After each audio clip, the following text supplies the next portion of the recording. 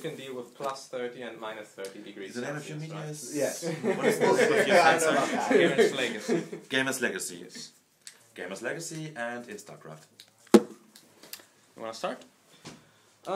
Well, okay, the first question, it's not a very serious one, but I noticed that the Ursadon, so this wild white beast that we see in the missions, has the same name as this harmless beer in the Brood War.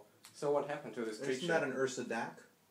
No, I think, at least in the German version, it's exactly the same name. Yeah, I believe the Ursadon is for this one, but the other one was the Ursadak. Okay. I believe. You have to check. But if Okay. not, it just got a little bit tougher. Living on the super cold planets.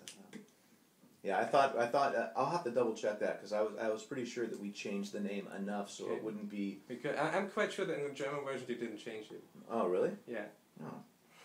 I'm going to check that. Yeah. Google German Ursadak or Ursadon. We'll see. Well, that's Yeah. like a question about the build that we played today.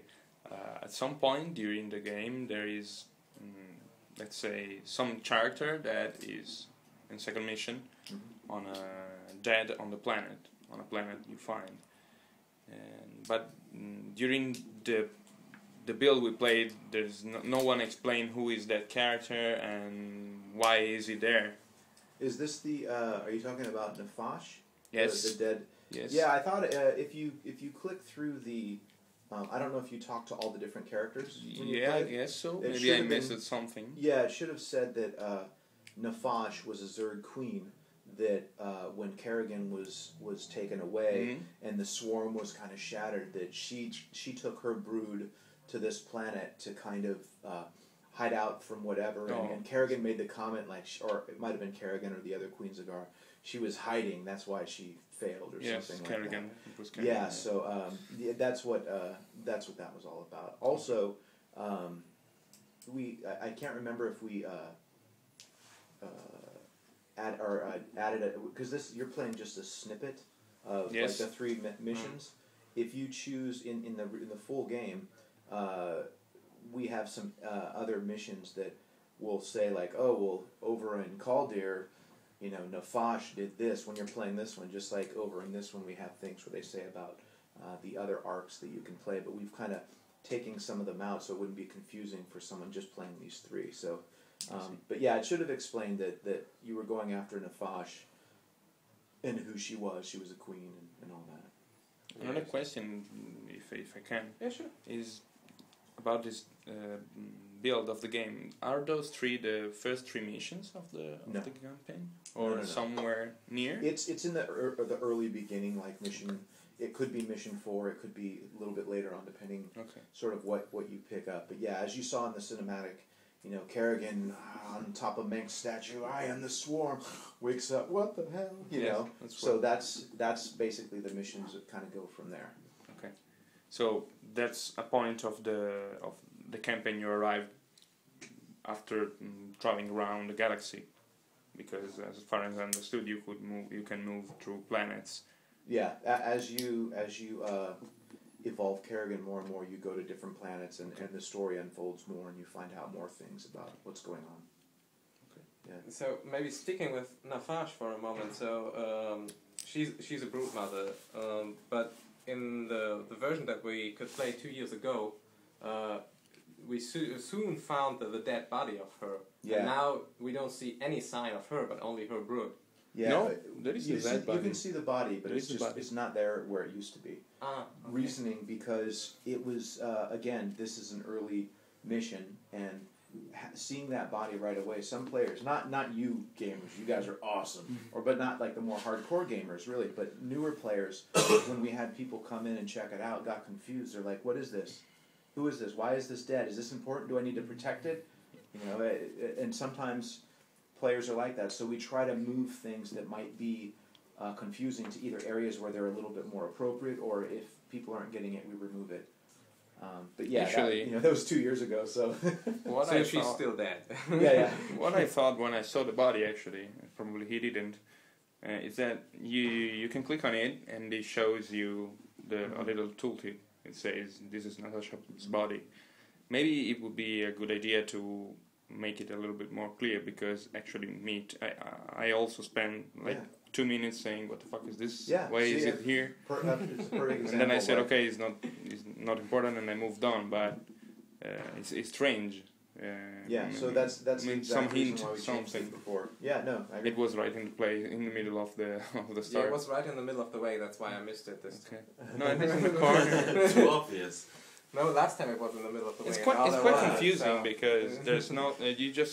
I expected to hear some kind of voiceover by Kerrigan when I saw the body, but it didn't. So I said, okay, this is not important, and I moved on. She's dead. We're not going to bother with her. So, with all those creatures and branches for each creature, how do you cope with it that each of these creatures still has a distinct look? Well, the thing that's cool is we don't change the like take the Zergling for example. If you went like this onto the top of the Zergling, it still looks like a Zergling. If you remove your hands, one has the fin, the other has wings. Both of them are kind of the same thing. A wing and a fin is very similar, right?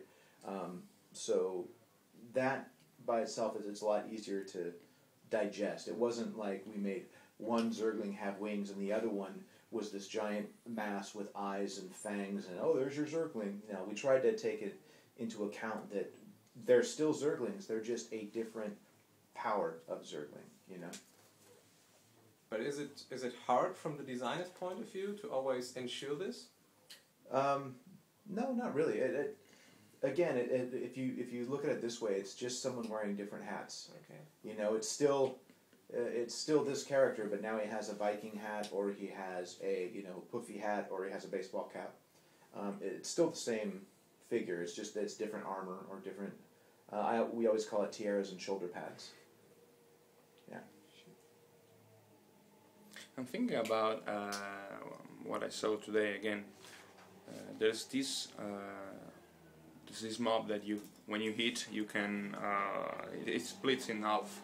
You know, I don't remember the name, but it's an upgrade for the banlings. Oh right, yes. And the first time I killed it, I wonder why does it split into 2 eggs and then it becomes again 2 creatures? Why wouldn't it become just 2 creatures? Why the eggs? I think it was probably to keep things a bit slower because these are one of your first times doing these missions. Okay. Right. Depending on the course you go, this would be your first one that you're doing. The banelings are on the other arc, I think. But so we didn't want to make it too confusing. We wanted to, so when it dies and splits, people go, oh, when it dies it splits, oh, and it turns into 2 little ones. I get it. In case, like the other opposite would be, we kill it and there's 2 ones right there. It's like, oh, I didn't even see those guys. They wouldn't know that it comes from. I see it. Yeah, again, this is all the sort of like super fine balance that we probably originally had it popping as creatures. I don't remember. But that would have been the reason why we changed it. The same with the Nafash. It was too confusing for people here. Apparently, it's still kind of confusing for some. So that seems like a great thing that we're going to have to hit up when we get back, because the first couple questions from both of you guys were about that. So I think it's probably about the fact that even if you see it and you pass through it, you don't hear anything nor a dialogue or a tooltip, anything. You have to click on it and read the description in order to know what the hell is that. Maybe, I don't know, some sort of dialogue or text box, something that shows, I don't know, Kerrigan say, this is the body. So you say, okay, this is that, and I can go. It was in the first version 2 years ago. Maybe it was something like that. There was, in the older ones, it would stop the game and she would comment. Maybe that's all we need to do. Yeah, maybe you should reintroduce that. We just try not to do a lot of stopping the game on people because no one likes that. Oh, I like it. You do? Yeah, I like it. I know. I do like that story, too. so yeah. That's Well, you guys know the freezing part. Where you're running through and the game stops and it freezes, and then it shows the Ursidons and then they come down and it's like I keep going escape.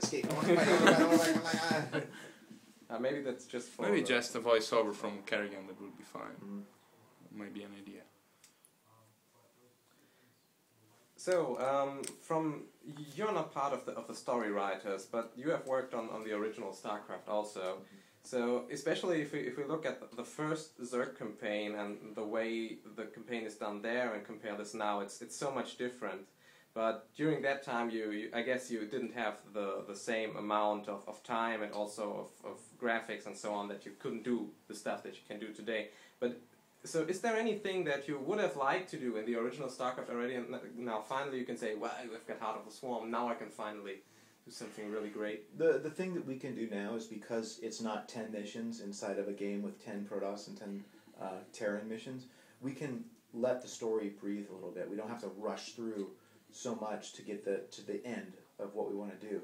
So in this one, Heart of the Swarm, we get to really explore what it's like to be part of the Swarm. We all see the Swarm when we're playing against people, or when we're playing as just, you know, a living wave of death. It's teeth and fangs, and there's all sorts of Zerglings jumping and Ultralisks, you know, chopping through everything. But you don't ever really see how the Zerg are made. And so when you meet Abathur, you kind of find out, oh, this is the guy that's been making all these little genetic tweaks to the Zerg and all that. You know, how do the Zerg get around from planets to planet? Oh, they're in a giant Leviathans, and they get dropped down on these little, I like to call them evil strawberries. You know, the little pods that look like strawberries? But they get, you know, that's how they get down to the planet. Oh, I see. So that's what I kind of like best about this, is we get to see sort of maybe some more of the mundane aspects of the Swarm. They're not running around ripping everything. You see that, but this shows you how they get there, how they were made. Abathur destroying this latest round of Zerglings because they weren't as effective, so he's making a new breed of them. You know, that sort of thing. Yeah, I think from the ecology of the thing. That's what, you know what I mean. So from the point of storytelling, Zerg is probably the hardest one, because you don't have a lot of creatures that speak in the Zerg. Yeah. And if we think for a second that in the first concept of StarCraft story, Kerrigan wasn't even a part, would you think it's even possible to do a Zerg campaign without having a character like Kerrigan? I don't think so, but I think having Kerrigan really helps kind of personalize it a little bit. Because we're all confused girls inside, right? No, I'm just saying. No, but having that human aspect of, she was human, then she got turned into a Zerg, then she got turned back to human, kind of. So she has a little bit of both of that in her mentality, as you can see by some of her actions. You know, she says to Abathur, half a beast. Yeah, like, why are you, at least put them out of their misery before you destroy them, and Abathur, pain is irrelevant, you know, like that sort of thing. But then she does, you guys play through the whole missions, right? Yes. Yes, so you know what she does to the Protoss girl. Yep. Yeah. I'm keeping it vague because he hasn't played yet. Go ahead. Yeah, But so you see that she does have some aspects of human, like put them out of their misery, but to Zerglings, or to base Zerg creatures. But then what she does to Protoss, it's like that's the highest evolved form of life in the StarCraft universe, and she's like, you know. So it's kind of funny where her loyalties lie.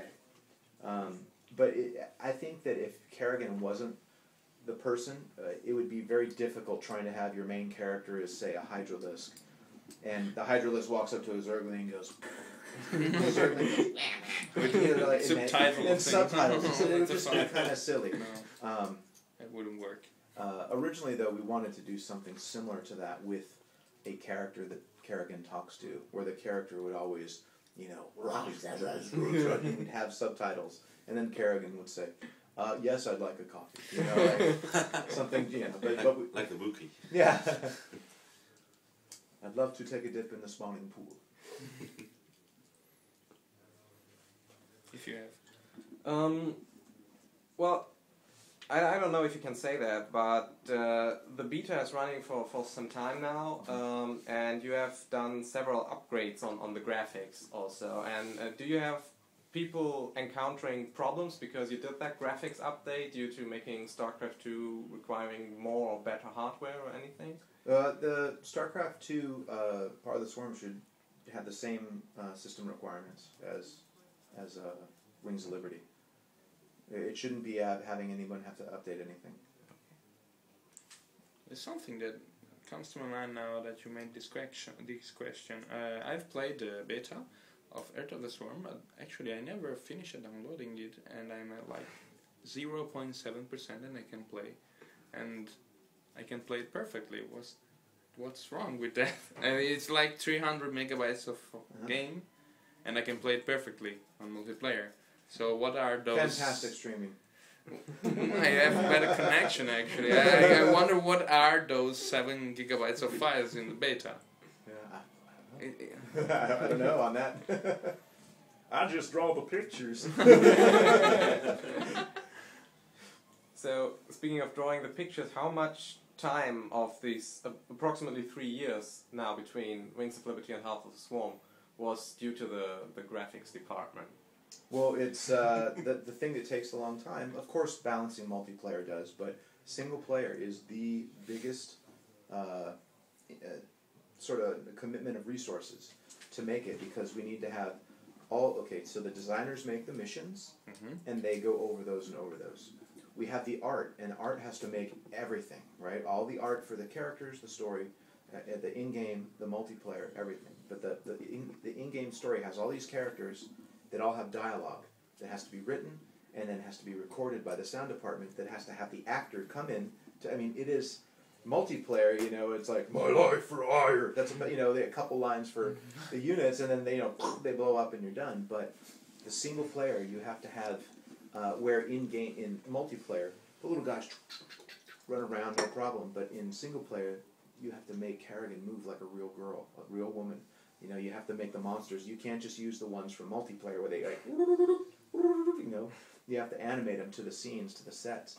So the single player campaign is the most time consuming. It's the most involved with the artists and developers. But the single player campaign is sometimes the only reason a lot of our fans will play it. They love the single player. They'll never play multiplayer. Then there's the other side where they love multiplayer, and maybe they played single player but didn't finish. So Starcraft is 2 games at least. We have to make this game for 2 of our fan bases. You know, the multiplayer competitive crowd, and the single player lore guys that will point out that you know, Kerrigan looks a little different, and that, you know, what happened to this guy, or you used the Ursa DAC again. I'm just kidding. So with your knowledge from now with Heart of the Swarm, originally Chris said, and I didn't have the time to ask him that, but he said originally 18 months, and now it has been quite a bit more than 18 months for the add-on. Do you think you'll need the same amount of time for Legacy of the Void, or is there any chance to get it quicker? You know, I think that it will be quicker, just because I don't think we're going to have as many games coming out at the same time. If you think about it, had we done Heart of the Swarm in December, we would have had 3 games out since May, June, July, August. In 8 months. That hasn't happened in Blizzard history, and you know, yeah. Well, no. Yeah. So what I really like though is that by this game coming out on March 12th, we're still getting all 3 of our franchises out within 1 year. You know, which is unheard of. No. I don't know. You know, that's fantastic milestone for Blizzard and for the fans. They get 3 Blizzard games in 1 year. But that now you have to wait 300 years for the next one. When the planets align. Yes. But you didn't start with anything for Legacy of the Void yet. Oh, we're on Legacy of the Void. Oh, yeah, we're working on it. Not the team, but certain individuals working on ideas for the story, working on ideas for characters, stuff like that. But yeah, it's been started, but it hasn't been, the development of it hasn't. Usually what happens is, you know, we'll have some ideas, and then we'll go, when everyone's ready to start working on Legacy, they're like, where are we at? Okay, this is what we got so far. You know, and it'll all get changed, and we'll start over again. We have time for one more question. I don't have any actually. Okay, Maybe an awesome one. Yeah. Like the others. So there are a lot of fans of the Warhound that still want to bring that unit back, and I guess it won't be bringing back to multiplayer, but will it be in Heart of the Swarm in some way, maybe in the single player campaign? Yeah, we have it in there. I would love to see it in multiplayer. I don't know, it's not my call for it to do that, but you know, again, the gameplay always is the most important. So if adding the Warhound makes the gameplay not as good, then we shouldn't do it. If we can come up with something to make it help out the gameplay, then let's do it. I want the jumping bundling in multiplayer. Yeah. Definitely want that, really. Yeah, that's the kind of thing that seems so awesome, and then everyone would scream and how. I want to see that just for one day. I want to see people going mad about that. Oh, that would be great. Do it as an April Fool. April Fool. Yeah, that's exactly what I thought. Thank you. Yeah, the problem would be is everyone would love it, and we'd have to figure out how to make it work. In Starcraft. So you guys enjoyed